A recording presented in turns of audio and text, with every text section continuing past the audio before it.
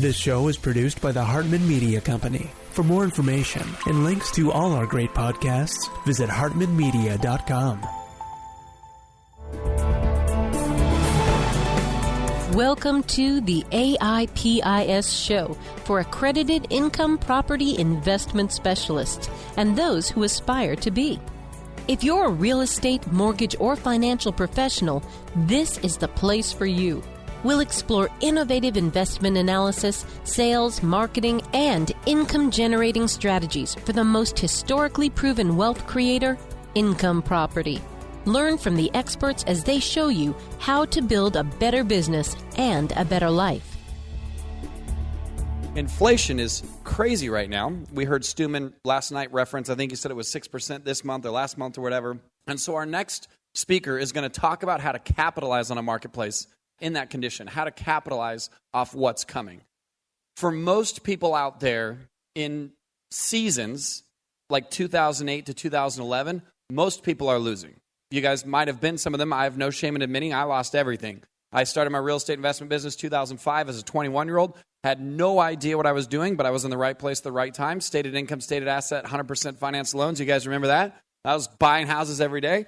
2008 through 10, I lost it all.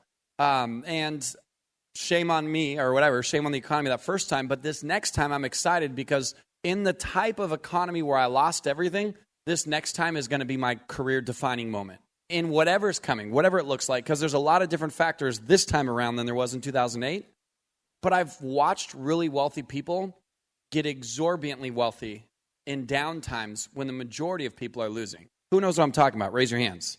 So how many of you would like to just have a conversation around those topics of how to make money in a down economy, in inflation, and in times like we will be facing? Do you think that would be a valuable use of our time right now, guys?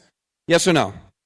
All right, well, it is the last session of the day before we go into our evening activities, so I want you guys to give them a lot of energy because it's going to be awesome. Ladies and gentlemen, give a huge round of applause to Mr. Jason Hartman. Come on up here, bro. Thank you. How's everybody doing? Nothing like being the last speaker of the day when everybody's tired. Yeah? Okay. So, how many of you think we are in a real estate bubble? Anybody? Not that many. Wow. I'm kind of surprised. Usually when I give this talk, and this is about the third time with this particular talk, a lot of people are worried about a bubble. In fact, that is the most common question I get from my podcast listeners, YouTube viewers, is, are we in a bubble? And if so, when will the bubble pop? So I want to explore some of that today and talk about this bubble conversation. There are kind of two parts to this presentation, and I'm trying to pack a lot of content into a very short time. So I'll breeze by some of it, but of course I'll be available at the bar and so forth. But this is kind of the reality, right? I mean, I just sold one of my properties, and you just wait another week and you'll get 20 grand more. It's absurd, right? You know, we'd like to see something a little higher priced. Well, I can show you the same house tomorrow morning, right? So pretty crazy. How many of you think the government has been highly irresponsible? Yeah, okay, more people there. All right, good. So the question is, what does this lead to? What does this government irresponsibility lead to? Do you know, and the numbers change on this, but you've probably heard these kinds of stats, that of all the dollars ever printed, ever, just last year, 20 to 35% of them were printed. Of all the dollars in existence, last year, 20 to 35%. I hear conflicting numbers on this, but it's truly amazing. Now, think about it. You know, I'm kind of a hack economist, and the study of economics is really the study of scarcity. That's what economics is. It's how to use scarce resources. And if you think about currency, I'm calling it currency rather than money, currency derives value from only two things, in my opinion. It's scarcity and its utility. So if you have more dollars or more euros or yen or pesos or whatever, chasing a limited supply of goods and services, the price of those goods and services will increase. That's the basic academic definition for inflation. And so the question is, We did that 12 years ago. During the Great Recession, we created tons of new dollars. And everybody was going out of their mind thinking, why isn't there inflation? Well, there was inflation, but there wasn't as much as a lot of people thought. Now we are finally seeing some real inflation, but the amount of inflation compared to the amount of dollars created is still very, very low. So the question is, what will the future hold? What does that mean to us? How can we profit from that? And I hope to share that with you today. Okay, so the government is in a mess. I've identified 6 ways the government could get out of its mess. What does it do to become a financially sound government again? Well, one thing it could do is default on all its promises. It could simply say, you know what, sorry, we overspent. Reagan had this great quote. He said, to say that the government spends like drunken sailors is an insult to drunken sailors, right? And it is. It's absolutely ridiculous. So the government could just default. It could just say, sorry, no Social Security. We're going to have to lay off a bunch of government workers. We're going to have austerity. Well, what happened when they tried that in Greece? Riots in the streets. And that's happened in Spain and Portugal and Italy, and it's kind of happening all over the world. Austerity measures, not very politically palatable. It could raise taxes, right? Tax the rich, eat the rich. Well, the fact is, the math is so upside down, there aren't enough taxes to raise. You could tax everybody at 100%, and there's still not enough money to solve the problem. Because remember, the problem is much bigger than the amount of debt we have or the deficit we have. The problem is also what's called the unfunded mandates, the promises the government has made into the future. And on my podcast, I've interviewed Lawrence Kutlikoff a few times. He's an economist, and he's done probably the deepest studies on this. And he says that the problem that most people call of these unfunded mandates, these unfunded entitlements, these promises, is a $60 trillion problem. Well, he says it's a $220 trillion problem that will hit over the next 10 years. So the question is, what do we do about this? It's an absolute mess. Well, we can't raise taxes. That won't solve the problem. And raising taxes simply suppresses economic activity. That's been proven over and over again. I know people still argue about it, but they're out of their mind. When you raise taxes, the money votes with its feet. It leaves. It stops producing. There's an old saying, money always goes where it's treated best. That's why people are leaving New York and California, right? Because it doesn't treat money very well. Well, the government could sell things. It could sell the ports to Dubai. Remember when that was in the news a few years ago? The BLM sells off land regularly. So, there's assets the government has it could sell. It could steal. It could use the military to invade countries, which basically is the story of history. That's not a new idea. Just study Napoleon, and that's what he did. He was like a burglar with an army, right? This is what history is militaries basically getting resources from other countries. On the good side, technological innovation, right? Biotech, energy, nanotechnology, whatever. If this is America-centric, some new great technologies, this could solve huge problems. In fact, when you think of inflation or deflation, think of it like this. It's like a war, okay, or a boxing match.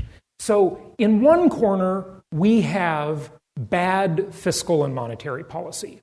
And in that corner, that causes inflation.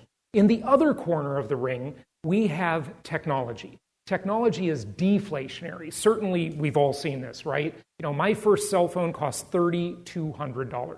And it was dramatically worse than my $1,500 cell phone today. You all know this, right? Technology is very deflationary. The question is, in this war between bad fiscal and monetary policy and the great things about technology, who will win remains to be seen. We don't know yet. A lot of technology has certainly come into the world. It's been implemented. The last speaker alluded to that, right? When he was talking about self-driving cars and Uber and robotics and all this kind of stuff that may well lead to a universal basic income.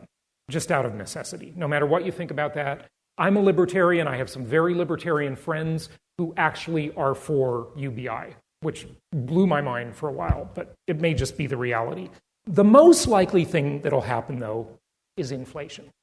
This is the best business plan for governments and central banks.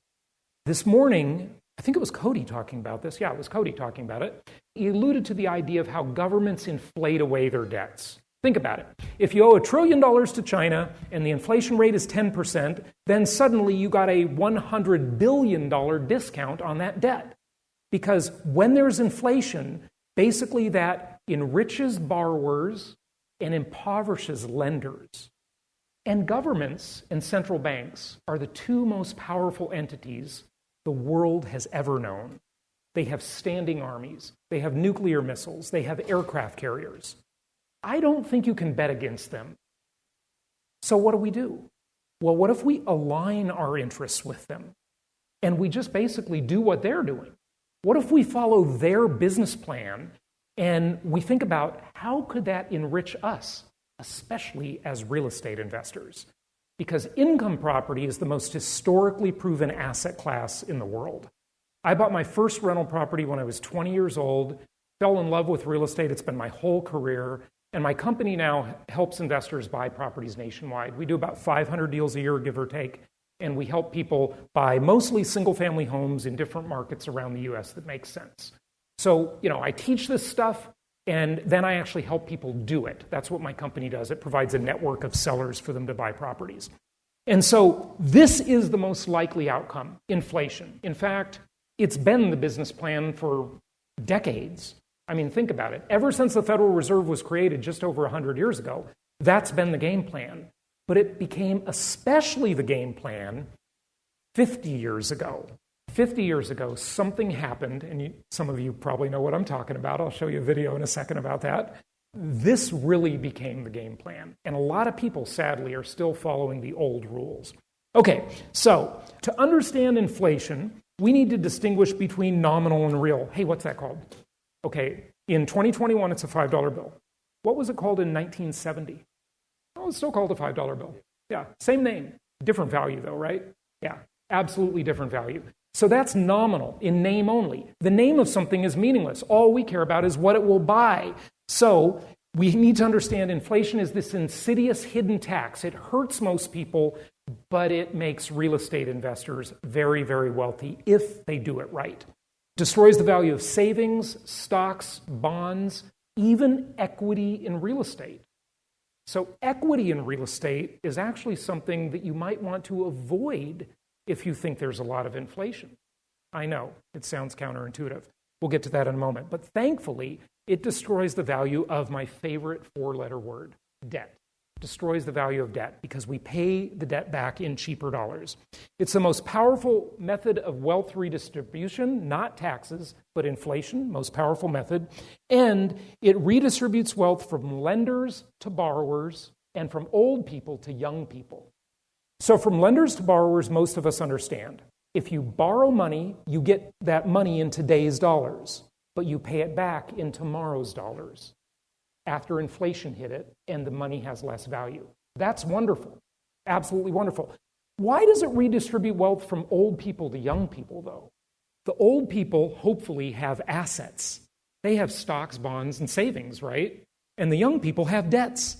So the old people don't need to die and give an inheritance to the young. It simply transfers through inflation because the younger people with their debts, they're devalued. The older people with their savings and stocks and bonds also devalued. So that's the transfer. So we live in a world of free money. We literally can borrow today at negative interest rates and get paid to borrow. But it's much better than that. It's much better than that. So let's get to that. Okay, so 50 years ago, this guy changed the rules of the game. Richard Nixon in 1971, in August, it's coming right up the anniversary of this, said this interesting thing about this temporary change. The third indispensable element in building the new prosperity is closely related to creating new jobs and halting inflation. We must protect the position of the American dollar as a pillar of monetary stability around the world. In the past 7 years, there's been an average of one international monetary crisis every year. Now, who gains from these crises? Not the working man, not the investor, not the real producers of wealth. The gainers are the international money speculators. Because they thrive on crises, they help to create them. In recent weeks, the speculators have been waging an all-out war on the American dollar. The strength of a nation's currency is based on the strength of that nation's economy. And the American economy is by far the strongest in the world. Accordingly, I have directed the Secretary of the Treasury to take the action necessary to defend the dollar against the speculators. I have directed Secretary Connally to suspend temporarily the convertibility of the dollar into gold or other reserve assets, except in amounts and conditions determined to be in the interest of monetary stability and in the best interest of the United States.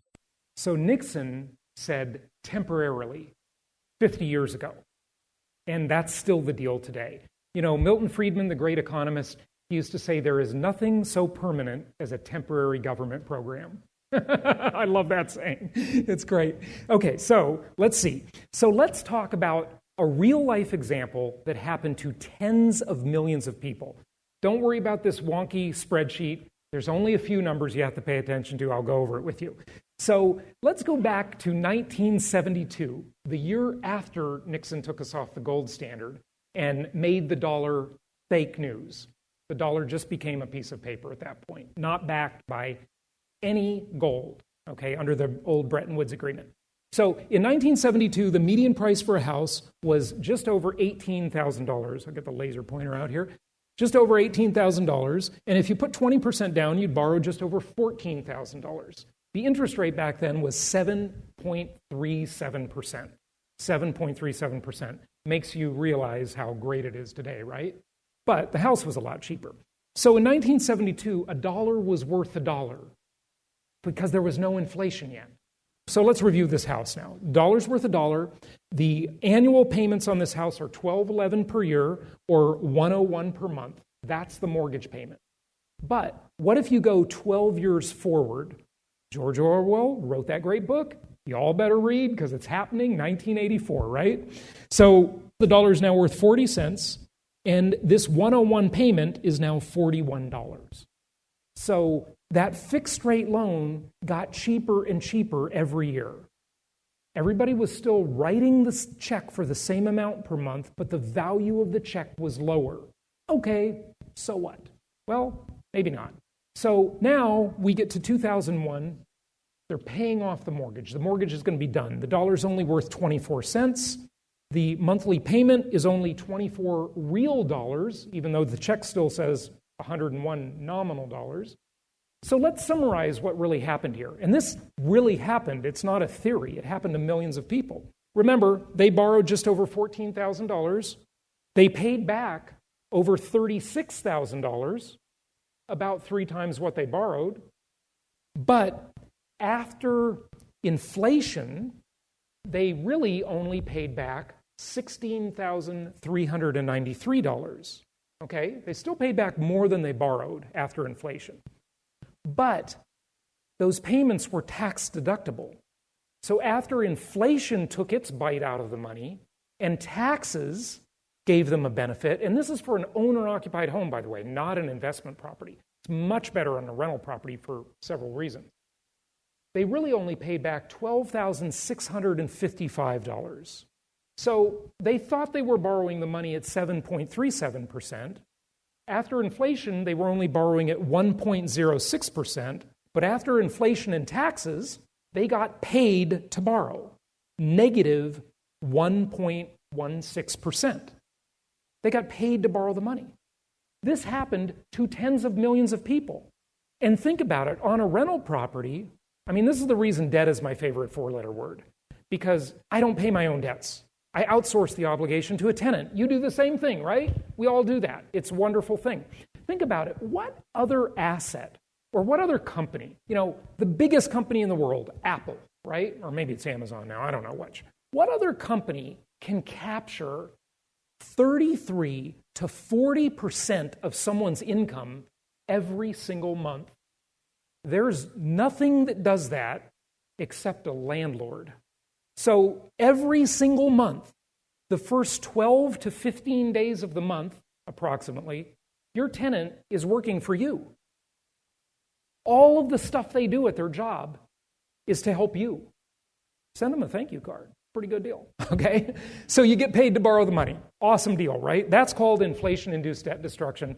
There's way more to it, but it's pretty awesome. So you can check it out. I've got a little free mini book there you can get that explains it more on pandemic investing. Now, the second part of the presentation is this talk about valuing real estate. And the way we can value properties is by comparing them to other things. I think this is the best way to value properties. So first we need to understand there's three basic types of markets. Anywhere in the world, three types of markets. There is a linear market that is steady and profitable. My company helps people buy properties in linear markets, places like Memphis, Indianapolis, many markets in Florida, Georgia, etc. If you're looking at a chart, these are the markets that are boring. Nothing much goes on. They don't make the news. If you're looking at a chart, it just shuffles along here. It's no big deal. Little ups and downs, peaks and valleys, no big deal. But cyclical markets, the ones that get all the media attention, are like the West Coast, right? Where I grew up, LA, cyclical market for sure, where they have glorious highs and really ugly lows. They go up and down like a roller coaster. And then hybrid markets are between the two. So understand three types of markets. Most of the world is a linear market. There aren't that many cyclical markets in the world, if you think about it. So in the US, it's most of the West Coast. It's the expensive northeastern markets. It's South Florida where I live. I live in Palm Beach, cyclical market.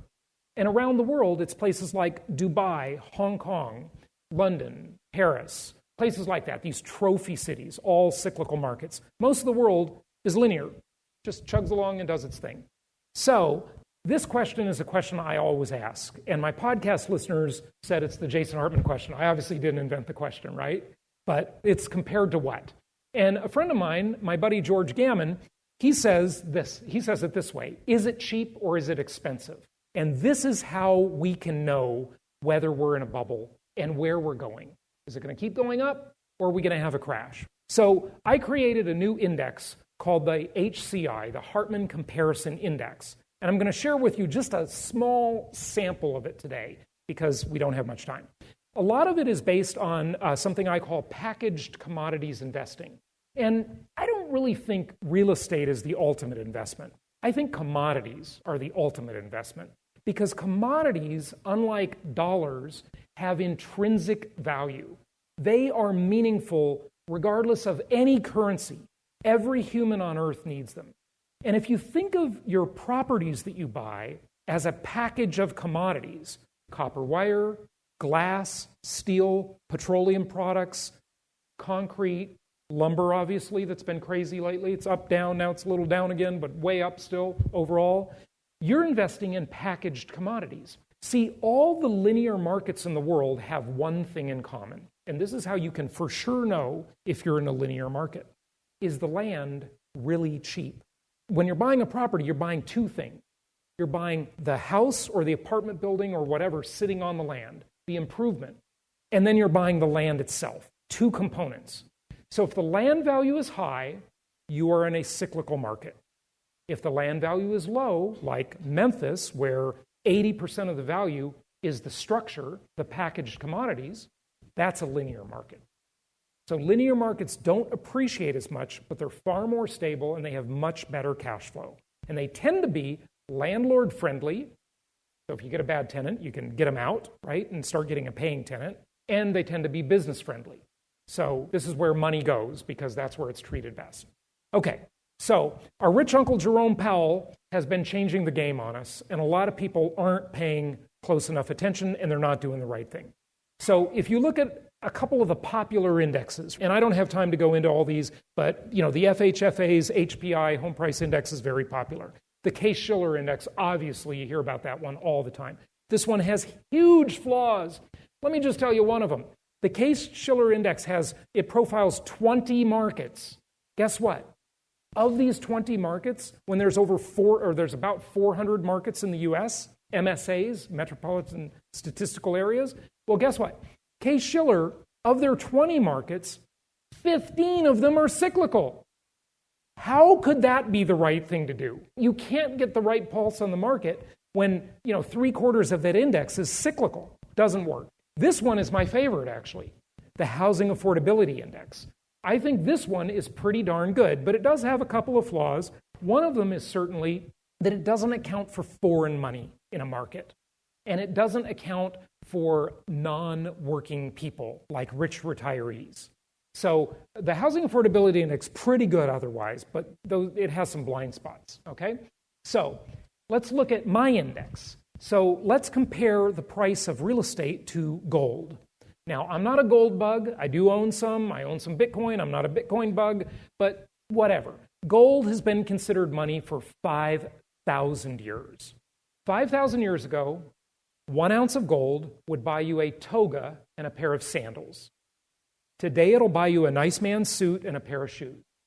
It's about the same. It holds its value, right? That's what they all say, all the gold bugs. But look back to the year 2000, 21 years ago, right?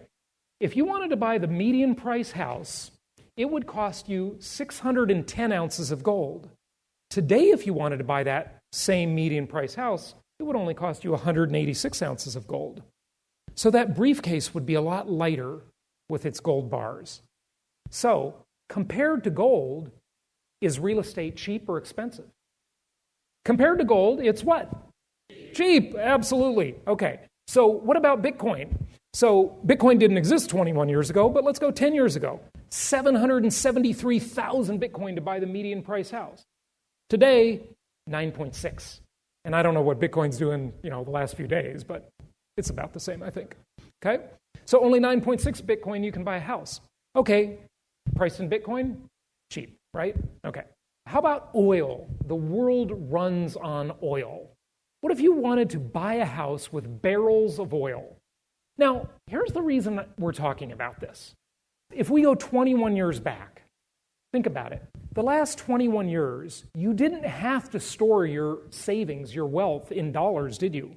You could have simply stored it in oil or Bitcoin or gold or many other things. So if you save up and you keep depositing money in your whatever store of wealth, oil, savings account, whatever, for 21 years, and you want to buy a house with cash, say you put it in oil. Well, 21 years ago, 5,500 barrels of oil to buy a house. Today, only 5,125. So it's cheap, right? A little cheaper. It's not that cheap, but it's not as dramatic as the others. Okay, what about orange juice? I mean, really, these are investments. People invest in orange juice. They do this on the commodities market. Well, 21 years ago, 182,000 pounds to buy a house. Today, 286. Priced in orange juice, expensive. So you wouldn't want to necessarily buy it that way, would you? Okay, what about rice? Rice is the basic food for 2/3 of the planet. 2/3 of the human race survives on rice. 21 years ago, 29,000 pounds. Today, 25,000. So priced in rice, it's cheaper. Median income. How about this one? This won't be so abstract, right? Priced in median income, how many years of the median income does it take to buy a house? 4 years. Back in 2000, today, 4.8. More expensive. But this would be a huge mistake if we consider this to be the way you would value a house. Because people buy a house not on the price, they buy it based on the payment. We'll go into that in a moment. How about a different index? So, the Consumer Price Index is the most widely used measure of inflation, the CPI. You hear about it all the time. And the CPI is a lie, it's understated, it's manipulated, it's bogus, okay? They manipulate it by doing weighting, substitution, and hedonic indexing. And you can learn more about that if you're interested in, like in my book or whatever. Forbes has its own CPI for rich people. So if you're rich, your inflation rate is different than if you're just a normal person, right? In the CPI's basket of goods. In the Forbes index, which is called the Cost of Living Well index, I love it, right? In the Cost of Living Well index, 21 years ago, it would be 130 units of the index. Today, it's only 106, rounding. So in the Cost of Living Well for rich people, houses are cheaper, for sure. Okay, but it's not about the price, it's about the payment. So let's look at the monthly payment, and here's where it gets really interesting, and it says a lot about where the market's going. So if we take the median mortgage payment of $988, we adjust it for inflation, it's only $777 today. So it's cheaper, by the Consumer Price Index. But wait, the Consumer Price Index is understated. It understates inflation. So if inflation is higher, that means the real value of this payment is lower. Now, there's another index. You might want to write this down because it's far more accurate than the Consumer Price Index. It's called the Chapwood Index. Chapwood Index. Just look it up. It's real easy. And what it does is it doesn't move things around. It just takes 500 items that people buy and averages them. And that's it. It doesn't have weighting, hedonics, and substitution like the government's bogus index. So here, basically, here's the mortgage payment in Bitcoin, 0.03 today, right? And here it is in dollars, but adjusted for the official inflation rate. Okay, so mortgage payment in ounces of gold, 3.6. Now it's only 0.63. So just a little more than half an ounce of gold today to make your payment, whereas 21 years ago, it took you almost 4 ounces of gold. So much, much cheaper priced in gold. Barrels of oil, your monthly payment would be 33 barrels of oil. 21 years ago, today, it's only 17 barrels of oil. Orange juice, well, remember the orange juice one. It's even cheaper in orange juice when you consider it as a payment because the interest rates are so low. 10.7, today only 9.6, but still kind of expensive, but cheaper overall. Okay, what about this one? Shares of the S&P 500. Instead of having your money in a savings account, what if you just stuck it in the S&P over the last 21 years? Well, 11 shares to make your mortgage payment 21 years ago, only 2.8 shares today. So much, much cheaper. How about average wage? 69 hours people would have to work every month to make their payment. Now they only have to work 46 hours, and I'm rounding them off, obviously. Okay, how about minimum wage? Now, most minimum wage people can't buy a house unless there's like a cool lease option deal or something like that on a cheap house. But even minimum wage people have a cheaper monthly payment today.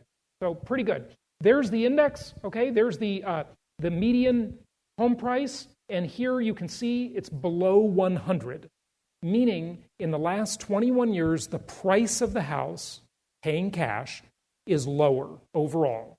And the payment on the house is much, much lower overall.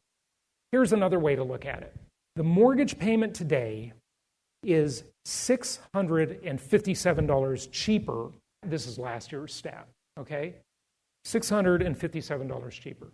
So is there going to be a crash? What do you think? When? I mean, these houses have to get a lot more expensive, don't they, to have a crash? Now, obviously, there are other factors, but this is the biggest factor, comparing the asset to other things. That is the biggest factor.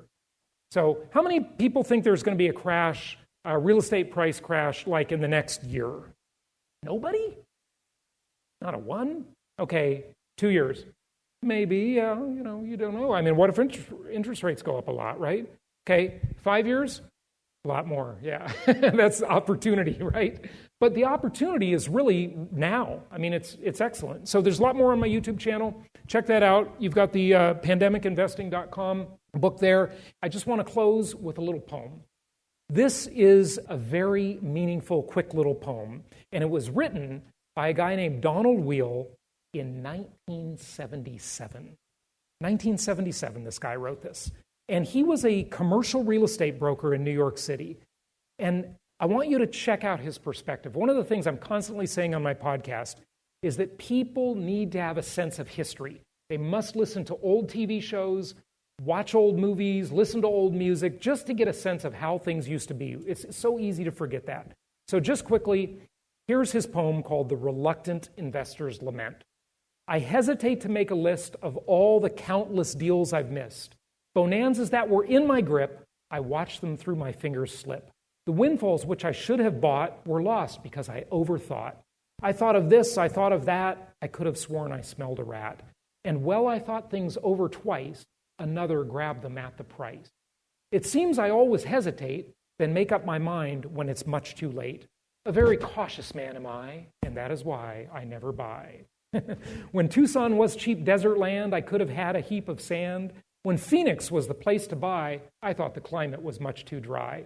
Invest in Dallas. That's the spot. but my sixth sense warned me I should not, and that is why I never buy. How Nassau, how Suffolk grew, North Jersey, Staten Island too, when others called those sprawling farms and welcomed deals with open arms, a corner here, 10 acres there, compounding values year by year, I chose to think, and as I thought, they bought the deals I should have bought. The golden chances I had then are lost and will not come again. Today, I cannot be enticed, for in 1977, everything is so overpriced. The deals of yesteryear are dead, the market's soft, and so's my head. At times a teardrop drowns my eye for the deals I had but did not buy. And now life's saddest words I pen, if only I'd invested back then. Thanks, everybody. Happy investing. Thank you so much for listening. Please be sure to subscribe so that you don't miss any episodes. Be sure to check out the show's specific website and our general website, hartmanmedia.com, for appropriate disclaimers and terms of service. Remember that guest opinions are their own, and if you require specific legal or tax advice or advice in any other specialized area, please consult an appropriate professional.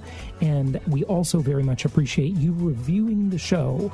Please go to iTunes or Stitcher Radio or whatever platform you're using and write a review for the show. We would very much appreciate that. And be sure to make it official and subscribe so you do not miss any episodes. We look forward to seeing you on the next episode.